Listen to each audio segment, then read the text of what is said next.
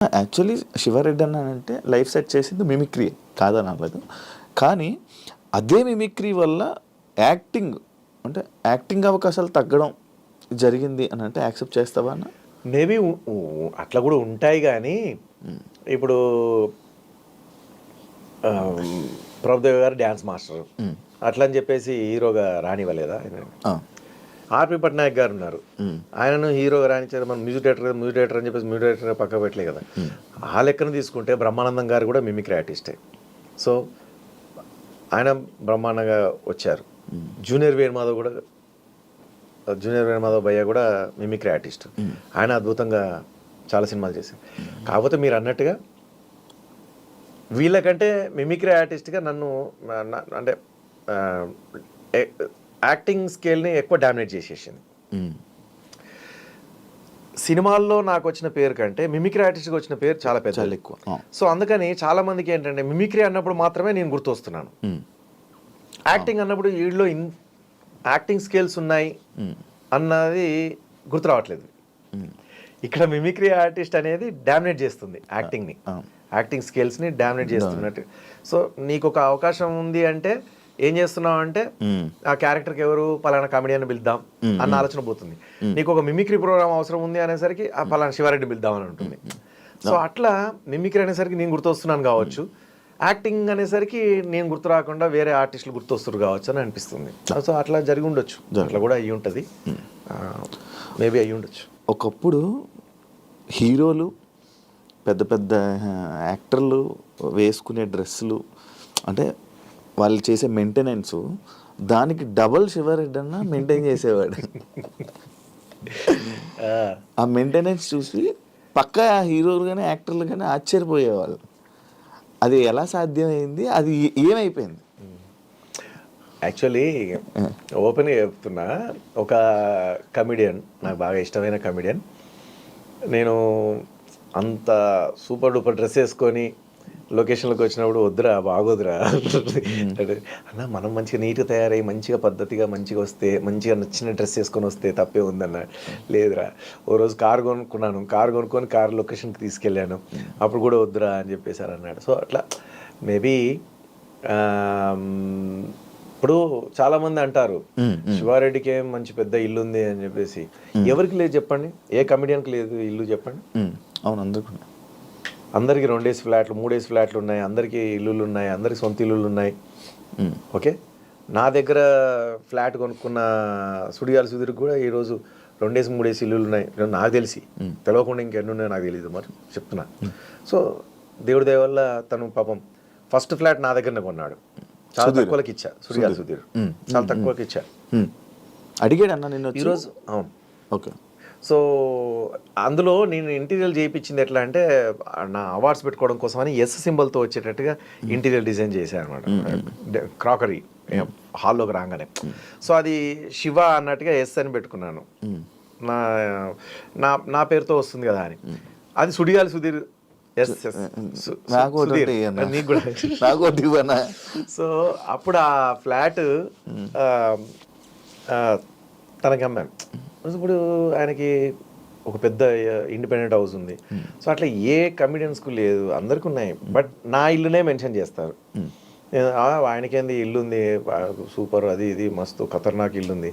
ఖతర్నాక్ ఇల్లు మామూలు ఇల్లు కాదు, అందరికీ ఇల్లు ఉంది. ఎన్ని తినకుండా, ఎంత కడుపు కట్టుకొని, ఎంత ఏమీ కొనుక్కోకుండా, ఎందుకంటే దెబ్బలు తగిలినాగా, తగిలిన తర్వాత ఇంకా మళ్ళీ స్టార్టింగ్లో ఎట్లయితే అన్నానికి కష్టపడ్డానో అట్లా కడుపు కట్టుకొని రూపాయి కూడబెట్టేసి ఆ ఇల్లు కొనుక్కున్నాను.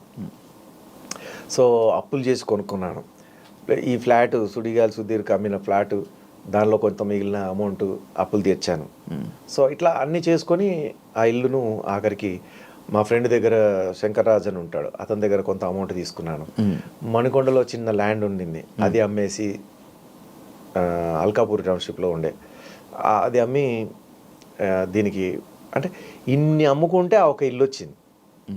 ఇప్పుడు సైట్లు ఏం లేవన్నా చెప్తున్నా, ఎగ్జాంపుల్. ఓకే, ఎగ్జాంపుల్ కాదు, ఉన్నదే.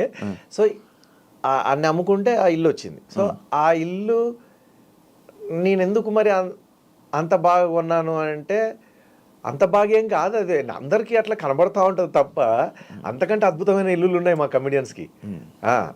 బండ్ల గణేష్ దగ్గరికి పోదాం, లేకపోతే ఇంకొక పేర్లు వద్దులే పాపం అట్లా చెప్పొద్దు తప్పు. కానీ చాలామంది ఇప్పుడు సుధీర్ ఇంటి ముందు ఇల్లు ముందు నా ఇల్లు నథింగ్, నా దగ్గర ఫ్లాట్ కొనుక్కున్నా అతను మరి. సో అట్లా కాదు కదా, అందరికీ ఉన్నాయి, కాకపోతే నాది మాత్రమే బాగా ఎక్స్పోజ్ చేస్తాను ఎందుకు అనేది నాకు అర్థం కాదు. దానివల్ల వాళ్ళకి ఏమో మరి నాకు తెలీదు, కావాలనా లేకపోతే నా మీద అందరికీ ఆయనకి ఎందులే అని చెప్పేసి అవకాశాలు రావద్దనా, లేకపోతే ఏంది అది ఏ రకంగా ఎందుకు అదే స్ప్రెడ్ చేయడమో నాకేం అర్థం కాదు. సో అది సిచ్యువేషన్. అందరికీ ఉన్న ఇల్లులు ఇప్పుడు ఈ రోజుల్లో ఆఖరికి మొన్న బలగం తీసిన వేణు కూడా బలగం తీయకముందే ఇల్లు 4 అంతస్తుల బిల్డింగ్ కట్టినాడు, 4 ఫ్లోర్లు ఉంటుంది. గృహప్రవేశం నేను పోయినాను. మరి చూడండి, అంటే ఒక చిత్రం శ్రీను అనే అతని దగ్గర అసిస్టెంట్గా పనిచేసినటువంటి వేణు అతను ఈరోజు 4 అంతస్తుల బిల్డింగ్ ఉన్నాడు. సో కట్టాడు. అంటే అందరికీ ఉన్నాయన్న ఇల్లులు, ఎవరికి లేదు. కాకపోతే శివారెడ్డికే ఉంది, ఇంకెవరికి లేదు కమెడియన్స్కి అన్నట్టుగా క్రియేట్ చేస్తుంటారు. అట్లా ప్రొపగండా చేశారు. అమెరికాలో ప్రోగ్రాంలు అందరూ పోతున్నారు, చేస్తున్నారు, వస్తున్నారు. కాకపోతే ఏంటంటే అక్కడ సరిగ్గా ఎంటర్టైన్మెంట్కి అంటే అవతల వాళ్ళు చేసే ఎంటర్టైన్మెంట్ వాళ్ళకి కనెక్ట్ కాలేదు. నేను చేసిన జోక్స్కి, నేను చేసిన మిమిక్రీకి, నేను అంటే పాటలు పాడతాను, డ్యాన్స్ చేస్తాను, మిమిక్రీ చేస్తాను, వాయిస్లు సినిమా యాక్టర్ల వాయిస్లు చేస్తాను, అటు రాజకీయ నాయకుల వాయిస్లు చేస్తాను, జనరల్ టాపిక్ మాట్లాడతాను, చిన్నపిల్లలకు సంబంధించిన జోక్స్ చేస్తాను, సౌండ్స్ చేస్తాను, వెంట్రలాక్విజన్ చేస్తాను పిల్లలు నవ్వించడానికి, మళ్ళీ భార్యాభర్తలు నవ్వించడానికి భార్యాభర్తలు జోకులు చెప్తూ ఉంటాను, టీనేజర్స్ నవ్వించడానికి టీనేజర్స్ జోకు, అమ్మాయి అబ్బాయి సరదాగా యంగ్ ఉన్న అమ్మాయిలు అబ్బాయిలు మాట్లాడుకుంటే అక్కడ వచ్చే కామెడీ, ఇట్లా అన్నీ చేసేసరికి వాళ్ళు బాగా అట్రాక్ట్ అయిపోయారు. అందుకని నాకు ఎక్కువ అమెరికాలో ప్రోగ్రాంలు వచ్చేటివి. వాడికి అమెరికాలో ప్రోగ్రాంలు అది అవును. ఒకప్పుడు అంటే రావద్దా శివరెడ్డి చేస్తే తప్ప. శివరెడ్డి అన్న ఎక్కడనంటే కేర్ ఆఫ్ అడ్రస్ అమెరికా. అమెరికాలో ఉన్నారు, ఏ డేట్ కూడా ఉన్నా మీరు అక్కడి నుంచే ఇక్కడ ఇది ఎన్నిసార్లు వెళ్ళి వచ్చి ఉంటావు అన్న? చాలాసార్లు వెళ్ళొచ్చాను. బట్ ఏంటంటే మనం పడే కష్టము, మన ప్రయత్నము, అంటే ఇప్పుడు అన్న ఏదైనా సరే మీరు ఒక ఇడ్లీ తయారు చేయాలంటే దానికి పిండి నానబెట్టాలి, అందులో 2 రకాల పప్పు దినుసులు మిక్స్ చేయాలి, మళ్ళీ దాన్ని మిక్సీ పట్టాలి, నానబెట్టి మళ్ళీ తెల్లారి దాన్ని స్టవ్ మీద పెట్టి గిన్నెలు పెట్టేసి ఆ ఇడ్లీని దాంట్లో పోసి దాన్ని ఆవిరితో ఉడికించి అది తీస్తే ఇన్ని చేస్తే కానీ ఆ ఇడ్లీ తయారు కాదు. అట్లాంటిది కొన్ని లక్షల మందిని, కొన్ని వేల మందిని నవ్వించాలంటే ఎంత హార్డ్ వర్క్ చేయాలి. ఊరికి వచ్చి చెక్కిలి గింతలు పెట్టేస్తే నవ్వు వస్తుందా? కాదుగా. ఏదో వచ్చి ముచ్చట చెప్పేస్తే నవ్వు వచ్చేస్తుందా మీకు? కాదుగా. 100 జోకులు చెప్తే 100 జోకులలో 50-60 సక్సెస్ అయినా చాలా గ్రేట్ అన్నట్టు. కానీ నేను అట్లా కాదు, 100 జోకుల్లో 100 జోకులు సక్సెసే కావాలి, 100 జోకులకి నవ్వాలి, ఒక్క వర్డ్ కూడా వేస్ట్ కావద్దు నాది స్టేజ్ మీద. ఒక్క మాట, ఒక జోకు 10 జోకులు చెప్పాను అంటే 10 జోకుల్లో ఆ 10వ జోకు కూడా అందరూ ఎంజాయ్ చేయాలి. ఒకటి అట్లా వేసేద్దాంలే, నవ్వుతే నవ్విరారు లేకపోతే లేదు అనే టైపు కాదు నా వ్యక్తిత్వం. సో అంత కష్టపడి చేస్తే ఆ పొజిషన్ వచ్చింది. అన్నిసార్లు వాళ్ళు పిలిచారు బయట దేశాలకి. సో అట్లా నేను అక్కడ చేసుకున్నాను. వాడు అక్కడనే ఉంటున్నాడు, వాడు అక్కడనే చేసుకుంటున్నాడు, ఇప్పుడే వచ్చాడు అమెరికా నుంచి, ఇప్పుడే దిగాడు అని యాంకర్స్ కూడా అప్పుడు సరదాగా ఆట పట్టిస్తూ స్టేజ్ మీద పిలిచేవారు. ఇప్పుడే యూఎస్ నుంచి వెళ్ళి దిగినటువంటి శివారెడ్డి గారు వేదిక మీదకి రావాల్సిందిగా గుర్తున్నామని ఆడియో రిలీజ్ ఫంక్షన్స్లో అక్కడిక్కడ అట్లా పిలిచేవాళ్ళు. సో బట్ ఓకే, చేశాము, చేస్తూ పోతున్నాము. ఇంకా కష్టపడాలనే తత్వం ఉంది, కష్టపడే తత్వం ఉంది, కష్టపడగలుగుతాను. నాకు ఇంకా బాగా ఇష్టం కష్టపడడం. అది ఇందాక చెప్పాను కదా, వెనకాల నుంచి వెళ్ళి కత్తులతో 100 మంది కత్తులతో కూర్చుతున్నా కూడా ఎదురుగుండా ప్రోగ్రామ్ ఉందనుకో మిమిక్రీ చేస్తూనే ఉంటాను. ఎదురుగుండా కెమెరా పెట్టేసి యాక్టింగ్ చేయమంటే సినిమాల్లో యాక్టింగ్ చేస్తూనే ఉంటాను. అది కూర్చున్నా కూడా నాకేం తెలియదు. సో అలాంటి రక్తం నాది. నరాల్లో ఎంటర్టైన్ చేయాలి. అందులో ఎంటర్టైన్ అయింది, మీ చేతిలో ఎంటర్టైన్ అయినా నేను కూడా ఒక వ్యక్తిని. అప్పట్లో 2011లో చాలా మంది లైవ్లో అసలు అవి ఎయిర్పోర్ట్లో కూడా పెద్ద వాళ్ళు, తలలు పండిన వాళ్ళు, పెద్ద వాళ్ళు, ఏజ్డ్ పీపుల్, వాళ్ళకి మనం తెలుసా అనుకునేటువంటి వ్యక్తులు, పెద్ద మినిస్టర్లు వాళ్ళు, శివారెడ్డి గారు మీ ప్రోగ్రాంలు చూడని రోజు ఉండదయ్యా అని చెప్పేసి చెప్తూ ఉంటారు. నాకు ఎంత ఆశ్చర్యం. అంత పెద్ద మెగాస్టార్ చిరంజీవి గారు వాళ్ళ వైఫ్తో నేను ఇంటికి వెళ్ళినప్పుడు సురేఖతో శివారెడ్డి ఒక అవ్వజోకి చేస్తాడు, భలే చేస్తాడు ఒకసారి చెయ్యి. రవీంద్ర భారతిలో కూడా అదే అన్నాడు ఆడియన్స్తో, శివారెడ్డి ఒక అవ్వజోక్ చేస్తాడు, చేశాడా, చేయించుకోండి అంటే. అట్లా అందరూ అంత గుర్తుపెట్టుకొని యూఎస్లో కానీ ఎక్కడ కానీ వెళ్తే అక్కడ కూడా వాళ్ళు సాఫ్ట్వేర్ జాబ్ చేసేటోళ్ళు. సార్ మేము పొద్దున ఆఫీస్కి పోగానే ఫస్ట్ ల్యాప్టాప్ ఓపెన్ చేసి మీరు ఏదన్నా ఒకటి మిమిక్రీ బిట్ చూసి ఆ తర్వాత మేము వర్క్లోకి వెళ్తాం రిలాక్స్ అయిపోయి. అట్లా ఇట్లా చాలామంది లేడీస్ కానీ జెంట్స్ కానీ ఎవరైనా సరే ఇదే చెప్తారు. 2015లో నేనన్నా కొన్నిసార్లు ఏదన్నా పెద్ద ఫంక్షన్లకు పోయినప్పుడు ఆ ఫంక్షన్ ఓనర్ చాలా బాగా హోందాగా ఇది ఉంటారు కదా, ఆయనకు మనం ఎక్కడ తెలుసులే అనుకొని మామూలుగా వెళ్తాము. ఎవరో పక్క నుండి పరిచయం చేపిస్తారు, అయ్యో నాకెందుకు తెలీదు శివారెడ్డి గారు మీరు అది ఇది మనం అక్కడ కలిసాము, ఇక్కడ మీరు ఆ ప్రోగ్రామ్ చేశారు, ఇది చేశారు, ఆ జోక్ ఈ జోక్ అంటే నాకు చాలా ఇష్టం, ఆ వాయిస్ అంటే నాకు ఇష్టం.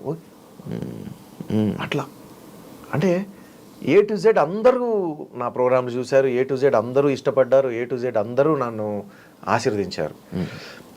సో ఒక్కొక్కసారి బాగా డిప్రెషన్లోకి వెళ్ళినప్పుడు, సినిమాలు లేవు కదా లేదా ప్రోగ్రామ్స్ లేవు కదా అన్న డిప్రెషన్లోకి వెళ్ళినప్పుడు ఇవన్నీ గుర్తు తెచ్చుకున్నప్పుడు చాలే, ఇంతమంది ఆశీర్వదించారు, ఇంతమంది ఇంత ఎంకరేజ్ చేశారు, ఇంతమంది ఈ మాటలు చెప్తున్నారు, ఈ జాలిగా ఇంకా లైఫ్కి పూర్తిగా ఏమీ లేని పేరు దగ్గర నుంచి ఈ మాత్రం అందరూ చూడగానే ఈయన శివారెడ్డి కదా అంటున్నారు, అది చాలు కదా.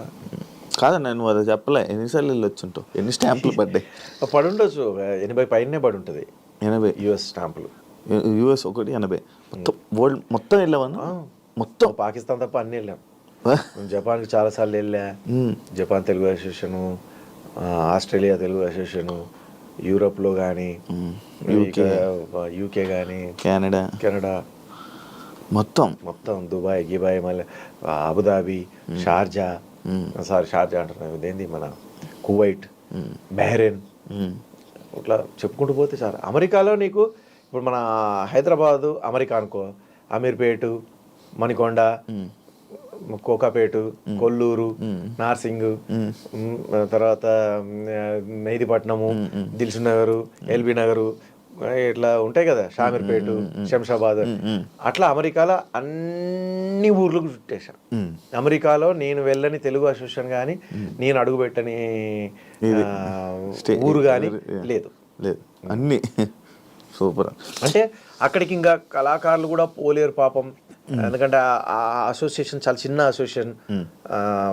ఒక 4-5 కళాకారులని, 4-5 సినిమా యాక్టర్లని పిలవలేరు అన్న దగ్గర కూడా నేను ఒక్కరిని పోయి నేనే మిమిక్రీ చేసి, నేనే పాటలు పాడి, నేనే డ్యాన్స్ చేసి, నేనే వెంట్రలాక్విజన్ చేసి అన్నీ నేనే చేసి ఒక్క పేమెంట్లోనే అన్నీ చేసి వాళ్ళని ఎంటర్టైన్ చేసి వచ్చేవాడిని. ఇప్పుడు ఉన్నాయన్న స్టిల్ ఇప్పుడు వస్తున్నాయి?